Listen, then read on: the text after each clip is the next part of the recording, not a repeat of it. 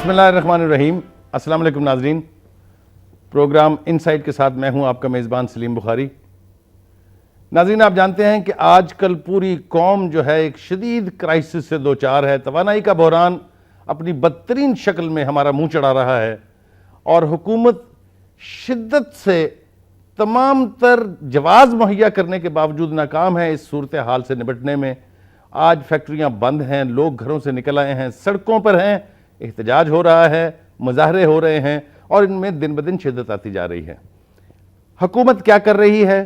حکومت نے وہ کام کیوں نہیں کیے جس سے اس کرائسس سے بچا جا سکتا تھا؟ اس پر بے پناہ پروگرام ہو گئے ہیں، اخبارات کے اخبارات بھرے ہیں. کوئی ذمہ داری لینے اور ماننے کے لیے تیار نہیں ہے کہ یہ قصور کس کا ہے. ایسے میں ایک ایسی ہستی جس نے پاکستان کو ایٹمی طاقت بننے میں بھرپور کردار ادا کیا، اس نے یہ بیڑا اٹھایا کہ اس انرجی کرائسس سے نمٹنے کے لیے پاکستان کے اپنے وسائل پر انحصار کر کے ایسے منصوبے سامنے لانے چاہیے، وہ وسائل ایکسپلور کر کے ایسی یعنی تدبیر پیدا کرنی چاہیے جس سے یہ مسئلہ حل ہو سکے. اسی ہستی کو آج ہم نے مدعو کیا ہے گفتگو کرنے کے لیے. وہ ہمارے اسلام آباد اسٹوڈیوز میں موجود ہیں. میری مراد ہے جناب ڈاکٹر سمر مبارک بند سے. ہم ان کے بہت شکر گزار ہیں کہ انہوں نے اپنی مصروفیت میں سے وقت نکالا اور ہمارے ساتھ آج اس گفتگو میں شریک ہوئے. ڈاکٹر سمر مبارک بند، ویلکم ٹو دا اسٹوڈیوز. جی شکریہ، بہت بہت. السلام علیکم سارے ناظرین کو. ڈاکٹر صاحب، میں آپ سے یہ پوچھنا چاہوں گا کہ یہ فرمائیے گا کہ آج جس جگہ ہم کھڑے ہیں، کرائسس کی جو نوعیت ہے، اس میں کس کی ناکامی ہے؟ کس نے اپنا کام نہیں کیا جس کی وجہ سے آج ہم اس حالت کو پہنچے؟ یہ بڑی ملک کی بدقسمتی ہے کہ ہمارے پاس اتنی سن لائٹ ہے، ہمارے پاس اتنے اچھے ونڈ کوریڈورز ہیں، ہمارے پاس بے تحاشا گیس ہے. خیر اب تو کم رہ گئی ہے. ہمارے پاس دنیا کا چوتھا بڑا ڈپازٹ کوئلے کا ہے. تو ان سارے وسائل کی موجودگی میں ہائیڈرو الیکٹرک پوٹینشیل ہمارے پاس بے تحاشا ہے. تو ان سب چیزوں کی موجودگی میں پاکستان میں بجلی کی کمی جو ہے وہ سمجھ میں نہیں آتی. ظاہر ہے یہ اس بات کی نشاندہی کرتی ہے یہ چیز کہ پاکستان میں وقت کے اوپر پلاننگ نہیں ہوئی اور پلاننگ کے علاوہ وقت پہ ایکشن نہیں ہوا. دیکھیں، پلان بنانا آسان ہے لیکن پلان کو کہیں پہ پایۂ تکمیل پہ پہنچانا انتہائی ضروری ہے. اس کے لیے وسائل فراہم کیے جائیں اور بہت اچھے لوگوں کو لگایا جائے وہ کام مکمل کرنے کے لیے، تو تب کوئی چیز کسی شکل میں بن کے زمین پہ آتی ہے. ٹھیک. تو ہمارے ہاں پلان بھی بن جاتے ہیں، پالیسیز بھی بن جاتی ہیں، لیکن عمل نہیں ہو رہا. اور یہی وجہ ہے کہ پچھلے 10-12 سال سے پاکستان کی توانائی میں کسی خاص خاطر خواہ کوئی اضافہ نہیں ہوا، جبکہ ڈیمانڈ بہت بڑھ گیا ہے. جب 2005 اور 6 میں بے تحاشا پیسہ بینکوں کے پاس اویلیبل تھا تو بینکس نے اسکیمز فلوٹ کی تھیں کہ کرائے پہ لوگ ایئر کنڈیشنر خرید لیں، کرائے پہ لوگ ٹیلی ویژن خرید لیں، ڈیفرڈ پیمنٹس کے اوپر کاریں لے لیں. جب اتنے الیکٹریکل اپلائنسز لوگوں کے گھروں میں آ گئے تو اس کی وجہ سے بجلی کا ڈیمانڈ بہت بڑھ گیا. اس کے ساتھ ساتھ انڈسٹری کا بھی ڈیمانڈ بڑھ گیا، پاپولیشن بھی ہماری بڑھ گئی. تو جب ڈیمانڈ بڑھتا جاتا ہے تو بجلی اور بننی چاہیے، جو کہ نہیں بنی، اور آج ہم اس کرائسس کے دہانے پہ کھڑے ہوئے ہیں. ڈاکٹر صاحب یہ فرمائیے گا، 1950 میں قطع کلامی کر رہا ہوں آپ کی. ہمارے پاس آپ نے اشارہ فرمایا اپنی ابتدا میں گفتگو میں کہ ہمارے پاس ہائیڈل جو وسائل ہیں وہ بھی بے پناہ تھے لیکن ہم نے فائدہ نہیں اٹھایا. یہ بتائیے گا کہ جو کالا باغ ڈیم کا پروجیکٹ تھا، جس طریقے سے اس کو شیلف کیا گیا اور آج وہ دفن ہو گیا ہوا ہے، اس پر آپ کو کامنٹ کرنا چاہیں گے؟ میں صرف اتنا کہنا چاہوں گا کہ کالا باغ ڈیم کا پروجیکٹ جو ہے وہ سیاست کی نظر ہو گیا ہے اور ہم ایز اے نیشن بہت جلدی سیاست میں مبتلا ہو جاتے ہیں. ہمارے قوم میں یہ جذبہ نہیں ہے کہ ملک کے مفاد کو سامنے رکھیں. ہم ہمیشہ اپنے صوبے کے مفاد کو سامنے رکھتے ہیں. گو کہ ہمیں ابھی تک احساس ہی نہیں ہوا 40-50-60 سال کے بعد کہ پاکستان بن چکا ہے. اگر کالا باغ ڈیم پہ کوئی اندیشے تھے تو ان کو دور کر دیا جاتا. اگر یہ خوف تھا کہ اس میں سے کوئی پانی نہ لے لے تو پانی کی نہریں اس میں سے منصوبے میں سے نکال دی جاتی. بہرحال یہ ساری باتیں ماضی کی باتیں ہیں. اب تمام صوبوں نے اس کو ریجیکٹ کر دیا ہے ماں سوائے پنجاب کے، اور اس کی سزا جو ہے پورا پاکستان بھگت رہا ہے. جب فلڈز آتے ہیں تو بے تحاشا فلڈز آتے ہیں، جب پانی کی کمی ہوتی ہے تو بے تحاشا کمی ہوتی ہے، جب بجلی کی کمی ہوتی ہے تو بے تحاشا بجلی کی کمی ہوتی ہے.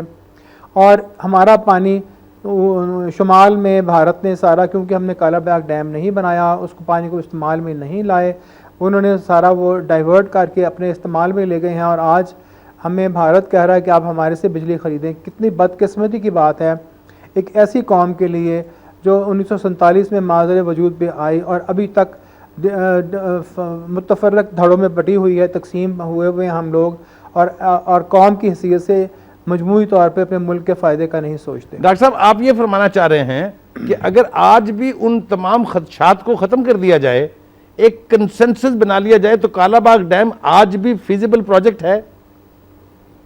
جی بالکل، پروجیکٹ کی فیزیبلٹی رپورٹ تو بہت پہلے کی سبمٹ ہو چکی ہے اور بہت فیزیبل پروجیکٹ ہے۔ اس کو ورلڈ بینک نے اپروو کیا ہوا ہے، اسے ایشین ڈیولپمنٹ بینک نے سپورٹ کیا ہوا ہے، اس کے لیے پیسے دستیاب کرنے انہوں نے اگری کیا ہوا ہے۔ صرف اتنا ہی ہے کہ ایک ملک کے اندر اگر کنسنسس اب ہو جائے تو یہ پروجیکٹ اب بھی ہو سکتا ہے۔ ڈاکٹر صاحب لیکن ایک تاثر جو یہ ہے کہ ہمیں باہر کی جو قوتیں ہیں ان کے قدغن سے ہماری جان نہیں چھٹتی۔ اگر آپ کو یاد ہو پاکستان کے نیوکلیر پروگرام کی بھی دنیا کے ہر کونے سے مخالفت ہوئی، فنڈنگ کا تو کوئی کانسیپٹ ہی نہیں ہے، ایک کمپیوٹر، ایک ہائی ٹیک کمپیوٹر آپ کو دینے پر کوئی آمادہ نہیں تھا، اس کے باوجود آپ نے انڈیجنسلی سارا کچھ یہاں پیدا کر کے اور دنیا کا وہ مارکا سر انجام کر کے دکھا دیا جس کے بارے میں تو پوری دنیا کے جتنے بھی ہنرمند تھے انہوں نے دانتوں میں انگلیاں لی۔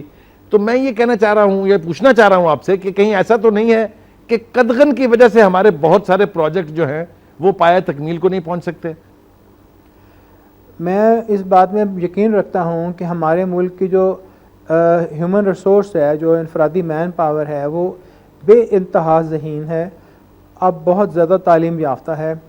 اگر حکومت یہ سوچ لے کہ ایک کام کر گزرنا ہے اور اس پروجیکٹ کو نیشنل پروجیکٹ ڈکلیئر کر دے، خواہ کوئی بھی حکومت آئے یا جائے، اس پروجیکٹ کی سپورٹ جاری رہے، تو یہ آپ کو ایٹمی پروگرام نے ثابت کر دیا ہے کہ ہم مشکل سے مشکل کام اپنی انفرادی قوت کو استعمال کر کے کر سکتے ہیں۔ اور اسی طرح سے میسائل پروگرام بھی کم مشکل نہیں تھا، وہ بھی بڑی کامیابی سے مکمل ہوا، اور ہمارا کروز میسائل بھی کامیابی سے بنے، ہمارے ملک میں ریئیکٹر بھی کامیابی سے بن رہے ہیں۔ اور یہ سارے وہ مشکل کام ہیں جو آج کل ترقی یافتہ ممالک میں بہت ٹیکنالوجی میں اولین چیزیں سمجھی جاتی ہیں۔ ٹھیک، تو جب آپ کی انفرادی قوت میں یہ ہے قابلیت کہ وہ یہ سارے کام کر سکتے ہیں، تو ہم کوئی کرائسس بھی جو آج کل ملک کو درپیش ہیں ان کا کیوں نہیں سامنا کر سکتے؟ ڈاکٹر صاحب یہ فرمائیے گا کہ یہ جو ہماری حکومتوں نے آئی پی پیز اور آر پی پیز کے لیے آپٹ کیا، کیا یہ ایک بہتر پریفریبل آپشن تھا آپ کے خیال سے؟ یہ اصل میں ہوا یہ ہے کہ ہمارے ملک میں جب آئی پی پیز کا اور آر پی پیز کا کانسیپٹ آیا تو اس وقت ہمیں اس چیز کا احساس نہیں تھا کہ تیل کتنا زیادہ مہنگا ہو جائے گا آئندہ کے آنے والے سالوں میں۔ ہمیں احساس نہیں تھا کہ ہماری سوئی گیس جل کر کتنی تیزی سے ختم ہو جائے گی۔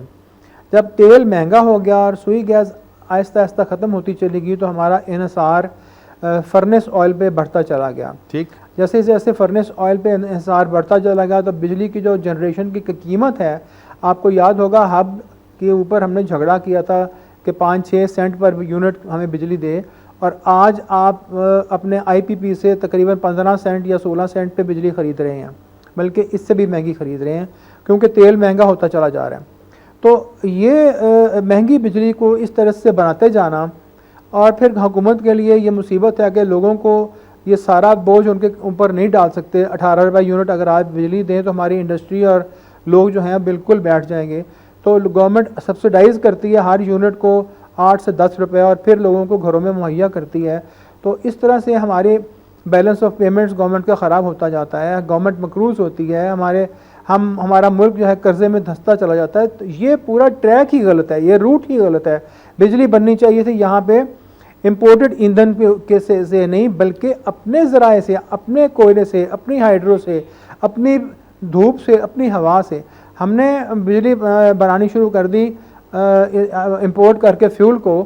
وہ جلدی تو بننی شروع ہو گئی، لیکن اب آپ دیکھ لیجئے کہ وہ دو راستے ہیں ملک کے آگے تھے، جو ایک لیفٹ کو جاتا تھا، ایک سیدھا جاتا تھا۔ ہم نے لیفٹ کا راستہ اختیار کر لیا، اور وقت کے ساتھ ساتھ یہ جو سیدھا راستہ ہے اس سے زیادہ دور ہوتا چلا جا رہا ہے، اور ہمارا یہ جو ڈیفیسٹ ہے گورنمنٹ کا پیمنٹس کا, ارننگس کا اور اخراجات کا, یہ بڑھتا چلا جاتا ہے بجٹ ڈیفیسٹ.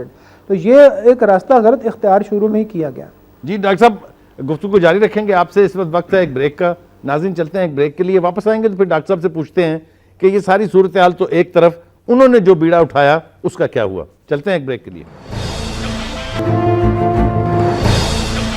ویلکم بیک ناظرین. بریک پر جانے سے پہلے ہم بات کر رہے تھے ڈاکٹر سمر مبارک بند سے, اور وہ ہمیں بتا رہے تھے کہ کس طریقے سے ہمارے پالیسی ساز اداروں نے یا وہ لوگ جو فیصلہ کرنے کی سکت رکھتے تھے, انہوں نے دو راستوں میں سے ایک غلط راستہ چنا اور آر پی پیز اور آئی پی پیز پر انحصار کر کے اپنے ملک کے وسائل کو ایکسپلور کرنے کی کوشش نہیں کی اور نہ ہی اس کو انکریج کیا. ناظرین میں آپ کو بتاتا چلوں کہ اس وقت ڈاکٹر سمر مبارک بند جس پروجیکٹ پر کام کر رہے ہیں اس کے دو حصے ہیں, ایک بجلی پیدا کرنا کول کے ساتھ اور دوسرا اس کی گیسیفیکیشن کے ساتھ. دونوں ہی منصوبے ان کے سامنے ہیں جس کے بارے میں حکومت کو وہ اپنی تجاویز دے چکے ہیں. پروجیکٹ کو فیزیبل ہونے کا دعوے دار وہ صرف اس لیے نہیں ہے کہ وہ ایسا چاہتے ہیں کہ ہو, بلکہ انہوں نے ثابت کر دیا ہے کہ اس سے بجلی پیدا ہو سکتی ہے اور بہت سستی بجلی پیدا ہو سکتی ہے. مگر سوال پوچھنے سے پہلے ڈاکٹر صاحب سے میں آپ کو یہ بتاتا چلوں کہ تھرپارکر میں 96,000 اسکوائر کلومیٹر کے اوپر کولے کے ذخائر ہیں.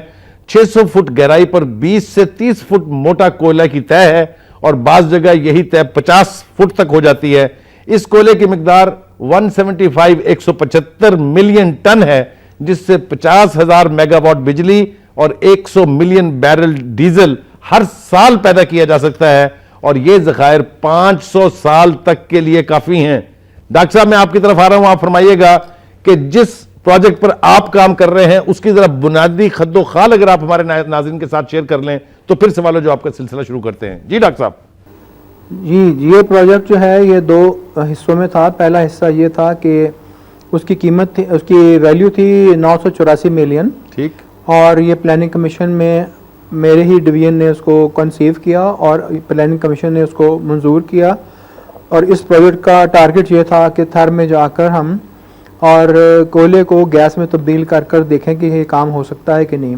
اس کی وجہ یہ تھی, جب میں نے پروجیکٹ کنسیو کیا اس کی وجہ یہ تھی کہ مجھے یہ کوئلے کے سارے خد و خال دیکھ کر اس کے جیولوجیکل سروے آف پاکستان کا سارا ڈیٹا منگوا کر چیک کر کے مجھے احساس ہوا کہ کوئلے کی مائننگ جو ہے وہ کان کنی جو ہے وہ خاصی مہنگی پڑے گی, کیونکہ کوئلے کے اوپر ابتدا میں دو پانی کی جھیلیں ہیں, پانی کے ایکویفرز انہیں کہتے ہیں, وہ ہیں.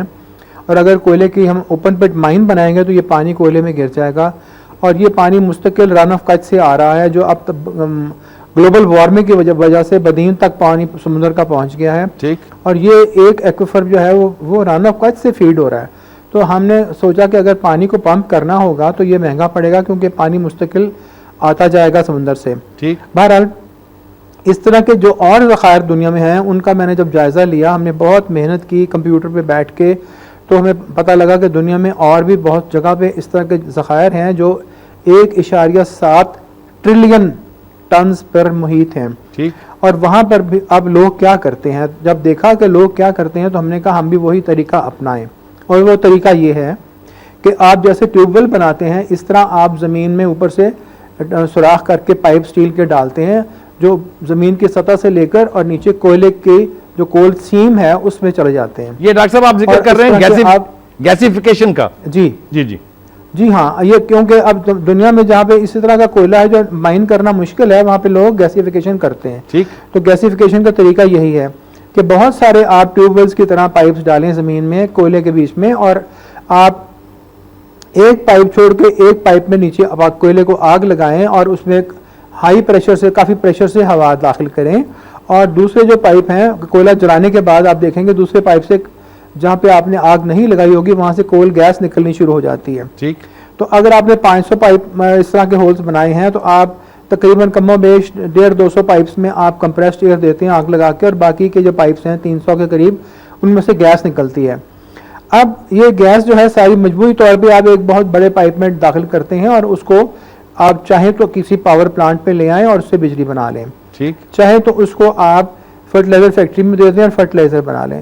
چاہیں تو اس کو آپ ایک ڈیزل پروڈکشن فیسیلٹی جسے فشر ٹراپ FT یونٹ کہلاتا ہے, FT یونٹ. ٹھیک. یہ دو جرمن سائنٹسٹ سے فشر اور ٹراپس انہوں نے بنائے تھے یہ پلانٹ, اس میں دے دیں تو اس سے ڈیزل بنا لیں یا اس سے سوئی گیس میتھین جو ہے سوئی گیس بھی بنا سکتے ہیں. تو آپ گھروں میں بھی استعمال کر سکتے ہیں اس گیس کو. تو یہ ساری پاسبلٹیز, یعنی آپ اکثر میں خطا کلامی کر رہا ہوں آپ یہ فرما رہے ہیں کہ یہ گیس تو ڈائریکٹ فرٹیلائزر فیکٹریاں استعمال کر سکتی ہیں کیونکہ وہ سوئی گیس کو کنورٹ کرتی ہیں کول گیس میں. جی, پہلے سوئی گیس کو کول گیس میں تبدیل کرتی ہیں. کول گیس جو ہے یہ کاربن مونوکسائڈ اور ہائیڈروجن ہوتا ہے, اور وہ اس کو پہلے کول گیس میں تبدیل کرتے ہیں سوئی گیس کو, پھر فرٹیلائزر بنتا ہے. تو ہماری گیس سے براہ راست فرٹیلائزر بن سکتا ہے. بالکل ٹھیک. اور یہ گیس جب ایک دفعہ بن جائے تو یہ ساری آپشنز آپ کے آگے کھل جاتی ہیں, اور یہ گیس بہت سستی پڑتی ہے اس لیے کہ آپ نے کوئلے کو مائن نہیں کیا, اس میں کوئی مائننگ ایکسپینسز نہیں ہیں. تقریباً سوئی گیس کی قیمت میں ہی یہ گیس آپ کو پڑتی ہے BTU ٹو BTU. تو اس طرح سے ہم نے سوچا کہ یہ منصوبہ جو ہے, پہلا اس کا جو پارٹ تھا جو پلاننگ کمیشن نے 984 ملینز کا اپروو کیا تھا, اس کے لیے ہمیں انہوں نے 3 سال دیے کہ اس کو آپ جا کے دیکھیے کہ یہ کامیاب ہوتا ہے کہ نہیں. تو ہماری ٹیم نے وہاں پہ کام کیا, اور ٹیم لیڈرز جو ہیں, لیڈرشپ ہمارا وہ اٹامک انرجی کمیشن کے ٹاپ سائنٹسٹ سے آیا ہے, اور ہم نے اس کے ڈیزائننگ میں اپنے سپر کمپیوٹرز پاکستان میں ہماری کچھ خفیہ اداروں میں ہیں وہ ہم نے استعمال کیے ہیں, اور بڑی محنت سے اس کو ڈیزائن کیا ہے. تو یہ آپ یہ فرما رہے ہیں, 1.5 سال کے عرصے میں کلامی کر رہا ہوں آپ کے, پھر آپ یہ فرما رہے ہیں کہ 600 فٹ نیچے پڑے ہوئے جو ذخائر ہیں معدنیات کے, ان کو بجائے اس کے کہ پہلے کھدائی کر کے اوپر لایا جائے اور پھر استعمال میں لایا جائے, وہیں پڑے ہی آپ ان کو استعمال میں لا کے اپنا مسئلہ حل کر سکتے ہیں. میری انڈرسٹینڈنگ ٹھیک ہے؟ ٹارگٹ ہمارا یہی تھا بالکل. تو یہ پھر ہم نے 1.5 سال کے عرصے میں اس سال جنوری میں پہلی دفعہ وہاں سے گیس بنا کر نکالنا شروع کر دی, اور ہم نے 38 ویلز بنائے تھے. 2 تو ٹیسٹ ویلز تھے اور 36 ویلز تھے پروڈکشن کے لیے. ٹھیک. تو ٹیسٹ ویلز جو تھے یہ بھی گیس بنا سکتے ہیں, اور پروڈکشن ویلز جو تھے وہ ہم نے رکھے ہوئے تھے بجلی بنانے کے لیے گیس بنائیں گے اور وہاں استعمال کریں گے. تو پروڈکشن ویلز سے جنوری میں گیس نکلنی شروع ہو گئی, اور وہ گیس 4 مہینے تک پروڈکشن ویلز سے اس مہینے تک کے شروع تک نکلتی رہی. اور جب وہ اس کے نیچے 2 ویلز کے نیچے کوئلہ ختم ہو گیا تو پھر ہم نے وہ گیس ویلز بند کر دیے. تو اس دوران 4 مہینے تک شعلہ جو تھا وہ تھر کے ریگستان میں رات کو صفائی سے دکھ رہا تھا, نیلے رنگ کا شعلہ تھا گیس کا, اور وہ شعلہ ہمیں اس لیے جلانا پڑا کہ ہمارے پاس ابھی تک کوئی پلانٹ نہیں تھی بجلی بنانے کی جس میں ہم یہ گیس کنیکٹ کر سکتے اور بجلی بنا سکتے. بہرحال اب لوگوں نے دیکھا کہ اب یہ شعلہ نہیں جل رہا آج کل, تو لوگوں نے سمجھا کہ پروجیکٹ جو ہے ہمارا بند ہو گیا. ایسی بات نہیں ہے, ہم نے آگے 36 ویلز ہمارے تیار کھڑے ہیں, اور انشاءاللہ بہت جلد ان میں سے گیس نکلنی شروع ہو جائے گی, ہم ان کو بھی فائر کر دیں گے. ڈاکٹر صاحب یہ فرمائیے گا کہ آپ نے کوئی نہ کوئی رول ماڈل تو دیکھا ہوگا جن ملکوں کے اندر اس طرح کے پروجیکٹ لگے ہوئے ہیں, تو رول ماڈل آپ کا کیا ہے, کہاں سے آپ نے یہ انسپریشن لی اور کس کو آپ فالو کر رہے ہیں؟ دیکھیے جی, رول ماڈل پاکستان میں ہمارا انٹریکشن جو ہم کام ابھی ماضی میں کرتے آئے ہیں وہ تو ہم تنہائی میں کرتے رہے ہیں. ہمارا نیوکلیئر پروگرام کسی کے ساتھ مل کر تو کبھی ہوا نہیں. ہمارا رول ماڈل جو ہے وہ ہمارے اپنے ہی لوگ ہیں, ہمارے اپنے ینگ سائنٹسٹ اور انجینئرس ہیں, جس محنت سے وہ جاں فشانی سے کام کرتے ہیں وہی تمام لوگ ہیں. ہمارا لیڈرشپ جو ہے جس نے اس پروگرام کو, ایٹمی پروگرام کو سپورٹ کیا, وہ ہمارا رول ماڈل ہے. اور میرے لیے ذاتی طور پہ تو خیر میرے رول ماڈل علامہ اقبال ہیں, جن کو میں صرف ایک فلاسفر نہیں سمجھتا بلکہ ایک سائنٹسٹ بھی سمجھتا ہوں. ڈاکٹر صاحب یہ فرمائیے گا کہ یہ جس نوعیت کا پروجیکٹ جس پر آپ کام کر رہے ہیں, اور کن کن ملکوں میں اسی طرح کے پروجیکٹس لگے ہوئے سے بن رہی تھی. اس کے بعد 2011 میں کلین کول کی رپورٹ ہے United States Department of Energy کی, جس میں یہ نشاندہی کی گئی کہ 80,000 megawatt thermal underground gasification سے جنریٹ ہو رہی ہے. اب آپ پوچھیں گے کہ کہاں کہاں یہ کام ہو رہا ہے. یہ تو ہوگی 2 انٹرنیشنل رپورٹس کا میں حوالہ دے رہا ہوں جو آپ کو انٹرنیٹ پہ عام طور پہ دستیاب ہیں. اس کے بعد کہاں پہ کام ہو رہا ہے وہ ایسے ہے کہ اس میں سب سے زیادہ جو فور فرنٹ پہ ملک ہیں وہ پہلے سوویت بلاک تھا, اور سوویت بلاک میں یہ کام 1930-35 سے شروع تھا, مارشل سٹالن کے زمانے سے. تو تاریخی طور پہ وہ لیڈرز ہیں انڈر گراؤنڈ کول گیسیفیکیشن کی ٹیکنالوجی کے. لیکن کیونکہ سوویت بلاک ایک آئرن کرٹن کے پیچھے چھپا ہوا تھا, اس لیے کسی کو دنیا میں پتہ نہیں تھا کہ وہ اس طرح سے کول گیس سے بجلی بنا رہے ہیں. تو جب دوسری جنگ عظیم میں جرمنی کا بلاکیڈ ہوا اور تیل کی سپلائی ان کی رک گئی اور ان کے ٹینکس جو تھے وہ رک گئے, کھڑے ہو گئے, تو جرمنی میں بھی بہت کوئلہ تھا، تو جرمن سائنٹسٹ فشر اور ٹراپس نے کول گیس بنا کر اور کول گیس سے ڈیزل بنا کر، اور پھر جرمنی نے 2 سال آخری جو تھے جنگ عظیم دوسری، وہ ان سے اس ڈیزل سے لڑائی کی. ڈاکٹر صاحب آپ سے اور گفتگو آج جاری کل رہے دنیا گی، میں گفتگو بڑے دلچسپ مرحلے میں ہے اس وقت، لیکن ایک بریک کا وقت ہے، بریک سے واپس آئیں گے تو یہیں سے گفتگو کا آغاز دوبارہ کریں گے. ویلکم بیک ناظرین. بریک پر جانے سے پہلے ہم گفتگو کر رہے تھے ڈاکٹر سمر مبارک مند سے، اور وہ ہمیں بتا رہے تھے کہ یہ جو پروجیکٹ ہے جس پر ان کی ٹیم اس وقت کام کر رہی ہے، یہ کہیں سے کوئی رول ماڈل نہیں لیا، کہیں سے کوئی ٹیکنالوجی چوری نہیں کی، نہ کہیں سے کوئی ہم نے منگائی ہے نہ خریدی ہے. یہ سارا کچھ ان کی اپنی ٹیم نے ڈیولپ کیا ہے، اور یہ ہمارے لیے اور پوری قوم کے لیے پھر ایک فخر کی بات ہے کہ اتنے بڑے کڑے کرائسس سے نپٹنے کے لیے ڈاکٹر سمر مبارک مند اور ان کی ٹیم نے جو بیڑا اٹھایا ہے وہ سارا انڈیجنسلی ڈیولپ پروجیکٹ ہے، کچھ اس میں کسی دوسرے کا نہیں ہے.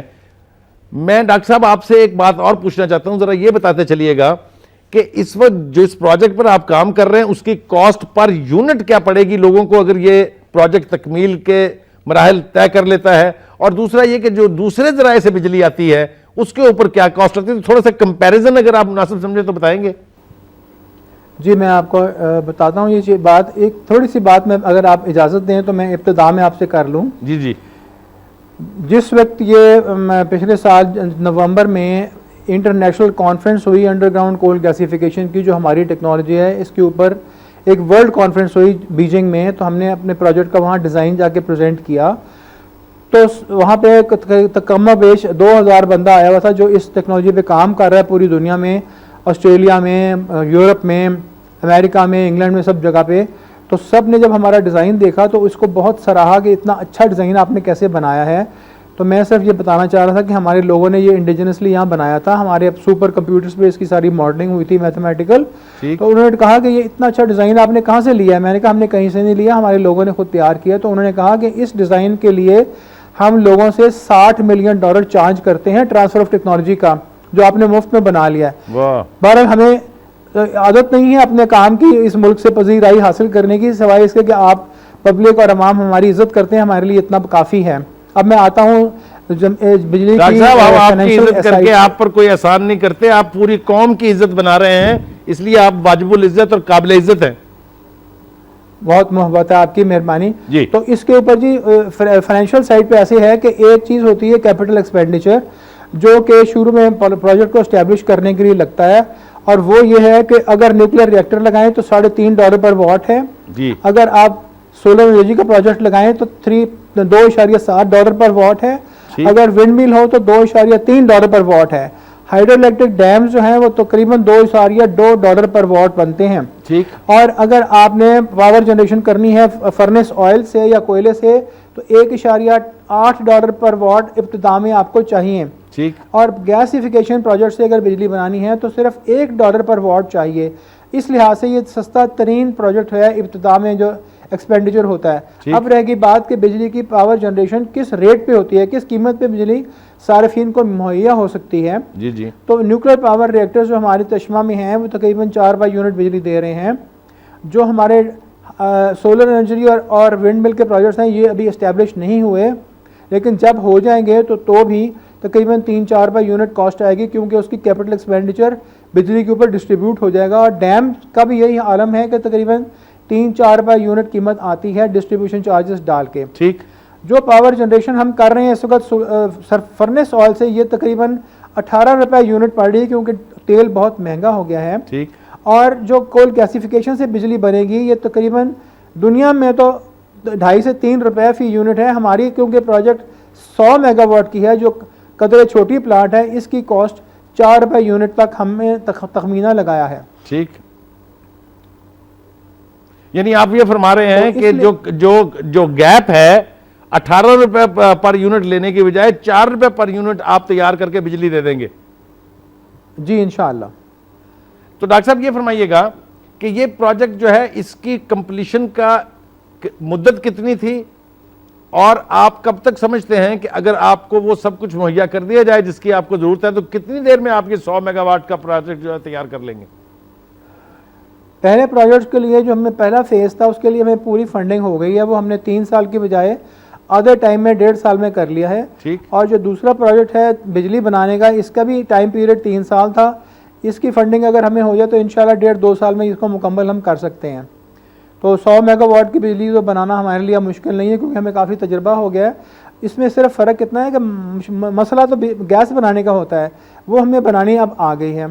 بجلی بنانے کے لیے تو ایک صرف پاور پلانٹ گیس بنا کر وہاں رکھنی ہے, خرید کر رکھنی ہے, اور اس کو گیس اپنے ہم نے کنیکٹ کرنی ہے.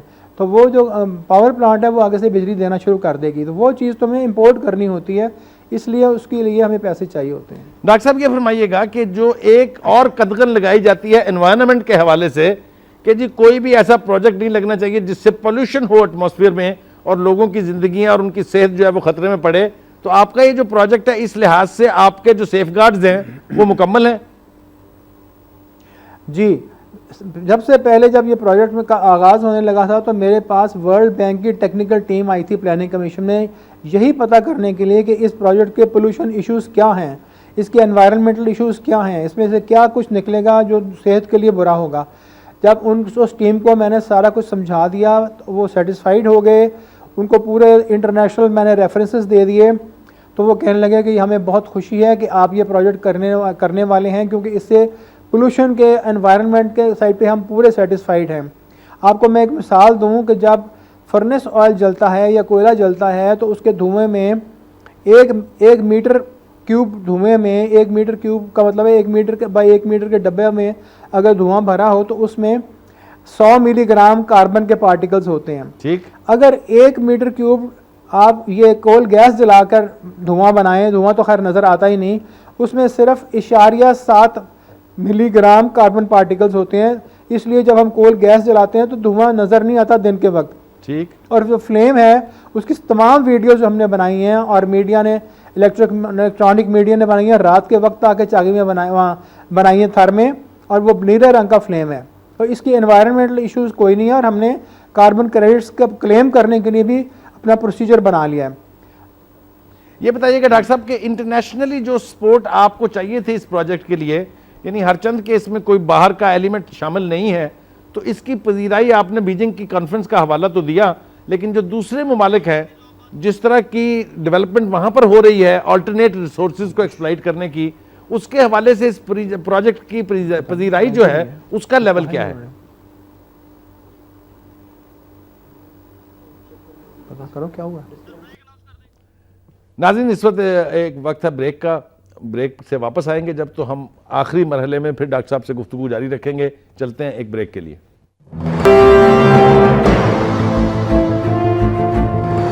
ویلکم بیک ناظرین. بات ہو رہی ہے ڈاکٹر سمر مبارک بند صاحب سے.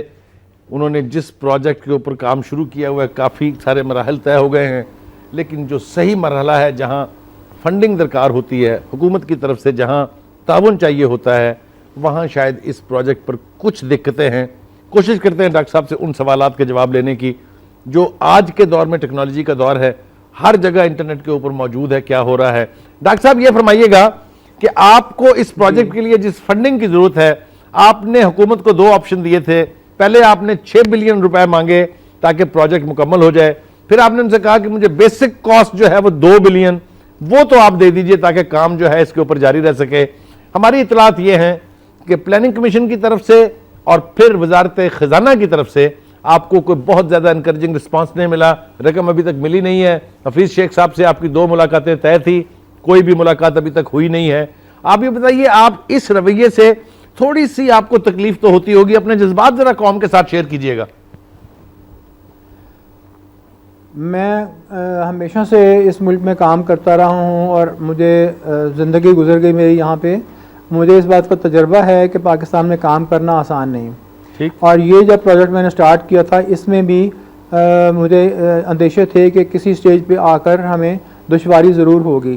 جتنی دیر تک تو ہم اپنا پروجیکٹ وہاں پہ اسٹیبلش کرتے رہے, جو پہلا فیز تھا, اور ہم نے ابھی تک گیس نہیں نکالی تھی, تو سب طرف خاموشی تھی اور کوئی اپوزیشن نہیں تھی اور ہمیں فنڈنگ ملتی رہی. جب ہماری گیس نکل آئی اور گیس کا فلیم تھر ڈیزرٹ میں نمودار ہوا اور اس کی میں نے اطلاع سب جگہ پر دے دی, خوشخبری نوید سنا دی قوم کو, اس کے بعد بے تحاشا اپوزیشن ایک دم ابھری اور اخباروں میں ہمارے پروجیکٹ کے خلاف خطوط بھی چھپنے شروع ہو گئے. تو وہ پروجیکٹ جو تھا وہ جو سب کچھ میں نے سنا اور کچھ عرصہ وہ بات ہوتی رہی, اس کے بعد پھر وہ خاموشی ہو گئی. اب بات یہ ہے کہ جو بجلی بنانے کا مرحلہ ہے وہ اگلا مرحلہ ہے جو ہم نے اب جس میں داخل ہونا ہے, کیونکہ گیس تو ہم نے بنا کے دکھا دی. بجلی بنانے کے لیے پروجیکٹ کا آغاز ہی minister of water and power اور منسٹر آف فائنینس کے کہنے پر ہم نے کیا تھا. یہ ہم نے منصوبہ ان کے کہنے پہ بنایا تھا. اس کو پلاننگ کمیشن نے ریکمینڈ کیا, ایکنیک نے اس کو اپروو کیا. اس کی 8.8 بلین روپیہ لاگت ہے, 105 ملین ڈالر سمجھ لیجئے. اور اس منصوبے کے ساتھ ہی ہمیں 100 میگا واٹ بجلی مکمل ہونے کے بعد مل سکتی تھی. اور یہ منصوبہ جو ہے اس کے لیے رواں مالی سال میں شروع میں ایک میٹنگ ہوئی تھی ہماری منسٹری آف فائنینس میں, منسٹر صاحب کے ساتھ بھی, اور اس میں سندھ گورنمنٹ کے لوگ بھی تھے اور پلاننگ کمیشن بھی شامل تھی. اس میٹنگ میں ہمیں ایک لیٹر آف کمفرٹ ملا تھا منسٹری آف فائنینس سے, نیشنل بینک کے نام کہ 5 بلین روپیہ یہ ہے, اور منسٹری آف فائنینس آپ کو گارنٹی کرتی ہے, اور آپ نیشنل بینک جو ہے ان کے آرڈرز پلیس کر کے ان کو سامان منگواتے ہیں, اور جب سامان آئے گا تو ہم آپ کو منسٹری آف فائنینس سے فنڈز ریلیز کر دیں گے. ٹھیک. تو نیشنل بینک نے وہ لیٹر رکھ لیا, اور جب ہم نے ٹینڈرز کیے, ہم نے باہر سے کوٹیشنیں منگوائیں, جب سب سے کم قیمت پہ فیصلہ ہمارا ہو گیا, ہم نے کانٹریکٹ سائن کر لیے, تو ہم بینک کے پاس گئے لیٹر آف کریڈٹ کھولنے کے لیے, یعنی کہ باہر آرڈر پلیس کرنے کے لیے. اس وقت ہمیں بینک نے کہا کہ جی یہ جو لیٹر آف کمفرٹ آپ کو منسٹری آف فائنینس سے ملا ہے یہ ہمیں ایکسیپٹیبل نہیں ہے. کاش کہ انہوں نے ہمیں 4-5 مہینے پہلے بتا دیا ہوتا. پھر ہم نے منسٹری آف فائنینس کو کہا کہ جی آپ ہمیں پلیز کوئی اور گارنٹی دے دیں یا پیسے ہی دے دیں, تو وہ ہمیں نہیں ملے. ڈاکٹر صاحب یہ فرمائیے گا, 900 ملین. جی میں آپ کی بات کاٹ رہا ہوں, معافی چاہتا ہوں. یہ فرمائیے گا کہ اگر آپ کے پروجیکٹ میں یہ دقت جاری رہتی ہے, فنڈنگ آپ کو مہیا نہیں ہوتی, تو آپ لاسٹ آپشن کے طور پر صدر مملکت سے ملیں گے کہ خدا کے لیے اس کے لیے پیسے دے دیں تاکہ قوم کا یہ مسئلہ حل ہو سکے کسی طرح؟ یہ جس میٹنگ کا میں نے ذکر کیا ہے پچھلے سال جولائی میں, یہ صدر مملکت کے ڈائریکٹو کے اوپر, جس ڈائریکٹو کو وزیر اعظم نے انڈورس کیا تھا اور وہ ڈائریکٹو گیا تھا منسٹری آف فائنینس کو, اس کی وجہ سے یہ میٹنگ ہوئی تھی. اور اس میٹنگ کے بعد ایک کاغذ جنریٹ ہوا جس کو بینک نے نہیں مانا, اور ہم وہیں کے وہیں جہاں پچھلے سال جولائی میں کھڑے تھے آج وہیں کے وہیں ہیں. اس سال ہمیں کوئی پیسے نہیں ملے. ڈاکٹر صاحب ایک آخری بات اور بتا دیجیے گا, وقت بہت کم ہے, کہ اگر یہ پروجیکٹ کامیابی سے وہاں لانچ ہو جاتا ہے, اس کے بعد اس کو ایکسپینڈ کیا جاتا ہے, تو تھر کی جو مقامی آبادی ہے اس کے بھی کوئی روزگار کے یعنی مواقع ان کو ملیں گے, ان کی حالت بھی کچھ بدلے گی اس سے؟ ہماری پروجیکٹ جو اس وقت موجودہ ہے جس گیس بنانے کی, اس کے اوپر تقریباً 80% لوگ جو کام کر رہے ہیں وہ سندھ کے ہیں, اور اس میں سے تقریباً آدھے لوگ جو ہیں وہ تھر کے لوگ ہیں, جو بہت غریب لوگ ہیں وہ وہاں پہ کام کر رہے ہیں, ان کو روزگار مل گیا ہے, بہت خوش ہیں وہ لوگ. اور وہاں پہ ہم نے ان کو پانی نکال کر بھی دیا ہے, وہ وہاں پہ کپڑے دھوتے ہیں, نہاتے ہیں, بہت خوش ہیں, ان کو روزگار مل گیا ہے. بہت شکریہ ڈاکٹر مبارک بند صاحب, ہمیں بہت خوشی ہے کہ آج آپ ہمارے اسٹوڈیوز میں تشریف لائے اور آپ نے گفتگو کی ہم سے, نہ صرف اپنے پروجیکٹ کے بارے میں بلکہ پاکستان کو اس کرائسس سے نکلنے کے لیے کیا کیا کرنا چاہیے, واضح اشارے آپ نے اس سمت میں بھی دیے. ہم آپ کے بہت مشکور ہیں. ناظرین, آپ نے گفتگو سنی ملک کے ایک ایسے سائنٹسٹ کی جس نے پاکستان کو نیوکلیر بننے میں بہت بڑا کردار ادا کیا, اور آج انرجی کا یہ جو کرائسس, جو پوری دنیا کا کرائسس ہے, پوری دنیا میں انرجیز کے کرائسس ہیں, اس کو حل کرنے کے لیے بھی ایک ایسے ہی پروجیکٹ پر کام کر رہا ہے. ہم اس پروگرام کی وساطت سے ان اتھارٹیز سے جو اس پروجیکٹ کے فنڈنگ سے منسلک ہیں ریکویسٹ کریں گے کہ خدا را اس پروجیکٹ کو انکریج ہونے دیں, خدا را وہ سب کچھ ان کو مہیا کر دیں جس کی ضرورت ہے, تاکہ پاکستان ان تمام تر کرائسس سے آسانی کے ساتھ جو ہے وہ نکل سکے. ناظرین, بہت بہت شکریہ آپ کا, آپ ہمارے ساتھ رہے. اپنے میزبان سلیم بخاری کو اجازت دیجیے. اللہ حافظ.